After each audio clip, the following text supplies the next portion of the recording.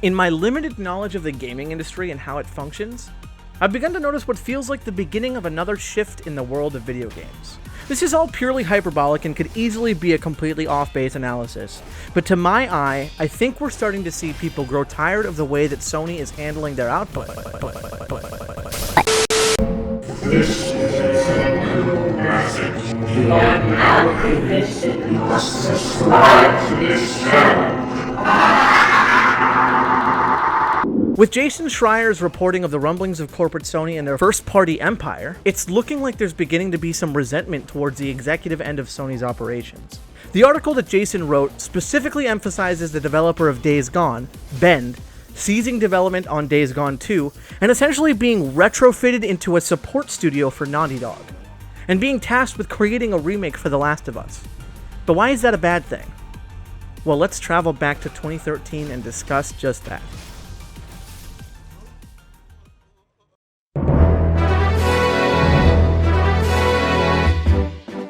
2013 was an extremely important year for gaming, one of the biggest in memory. It was the swan song for the console generation that served to thrust gaming straight into the mainstream. All of a sudden, we were seeing consistent blockbuster titles dropping and just making the movie industry look stupid. We watched as Microsoft put their foot so far into their mouths that they had little toes poking out where the sun don't shine. We have a product for people who aren't able to get some form of connectivity. It's called Xbox 360. There's no real denying that Microsoft was a top dog for the 7th generation.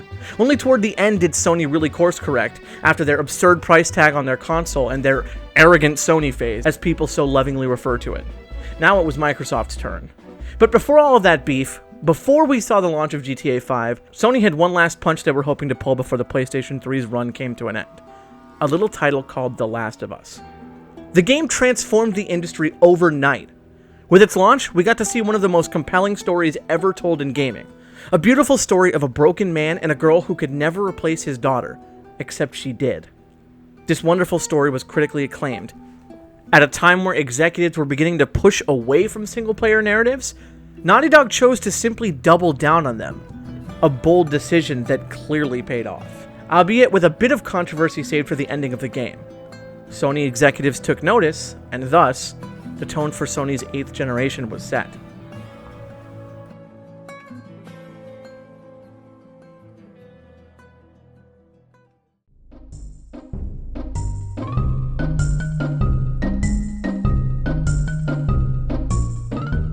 To act as if Sony simply won the 8th generation of consoles would really be doing a disservice to their success.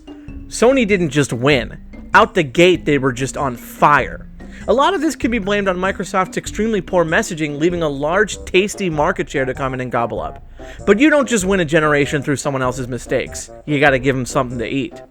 There was nothing people wanted to consume more than first-party games. Now, I'm not going to act as if Sony only put out action-adventure games. That just isn't true. But I think there's a pretty obvious case to be made that Sony put as much effort into that pipeline as they could. With the success of The Last of Us, Sony quickly pieced together their lineups and started pushing for a much more focused and streamlined process of development. They began leveraging their individual teams to assist one another in development of their titles, and as such, the action-adventure renaissance began. The Last of Us Remastered, Infamous Second Son, Bloodborne, Ratchet & Clank, Uncharted 4, Uncharted Lost Legacy, God of War, Spider-Man, Shadow of the Colossus, Death Stranding, Days Gone, The Last of Us Part 2, Ghost of Tsushima, Spider-Man Miles Morales. Suddenly we're here in the next generation. Oh my god. Sony's future is looking bright, because of course it is. Everyone is roped into Sony's titles and can't wait to see what comes next for all of these beloved franchises. There's really just one problem. Essentially, none of these offerings are anything other than third-person action-adventure games. Is that a problem, though? Well, not really. I'm convinced most people will still lap up these games and enjoy them because they really are solid games.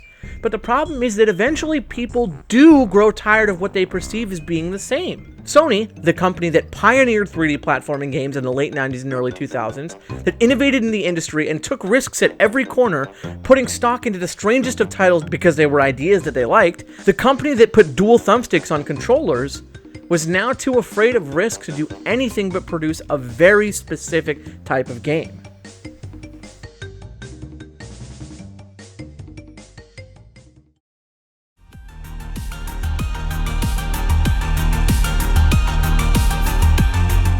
As we look to the future of Sony, we have a pretty narrow scope that we can imagine games occupying.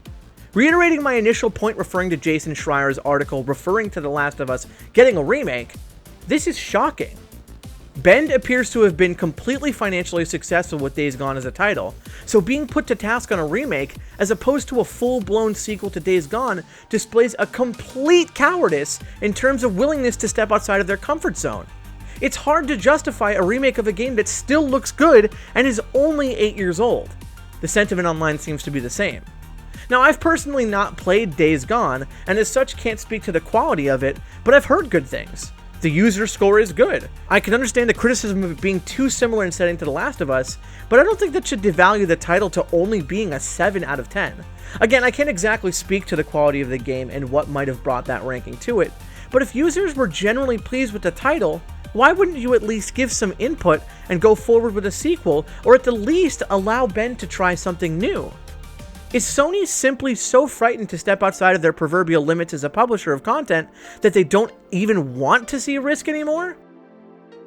The worst part is that you can actually see the writing on the wall here. What first-party titles did Sony reveal leading up to the launch of the PlayStation 5? A God of War sequel, a Horizon sequel, a Ratchet & Clank sequel, a Spider-Man sequel. What are most rumors pointing towards for other first-party titles that recently launched? An Uncharted sequel, a The Last of Us sequel, a Ghost of Tsushima sequel, Ratchet & Clank. I could go on in terms of rumors, but this is just the size of it. Even Nintendo has really started to push for multiplayer, although that's a story for another time. I'm not even saying that multiplayer is all you can do, but here's the problem. Every single one of these titles is or will be a third-person action-adventure game, and that's it. These are Sony's heavy hitters now, and there's no room for innovation as a publisher anymore.